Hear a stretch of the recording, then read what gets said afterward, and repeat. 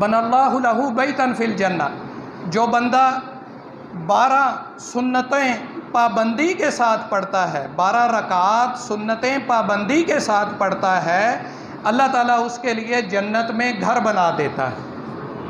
वो 12 रकतें कौन सी हैं? आप सल्लल्लाहु अलैहि वसल्लम ने खुद ही वजाहत फरमा दी। अरबउ रकातिन क़ब्ल ज़ुहरी व रकातैनि बादहा, 4 रकतें ज़ोहर से पहले, 2 रकतें ज़ोहर के बाद, वरकातैनि बादल मगरिबी वरकातैनि बादल इशाई वरकातैनि क़ब्ल अल फज्री, 2 रकतें मगरब के बाद, 2 रकतें इशा के बाद और 2 रकतें फजर से पहले। ये 12 रकतें पाबंदी के साथ जो बंदा पढ़ता है उसके बारे में फरमाया बनल्लाहु लहू बैतन फिल जन्ना, अल्लाह ताला उसके लिए जन्नत में घर बना देता है। कितनी बड़ी फजीलत है, कितनी खूबसूरत फजीलत।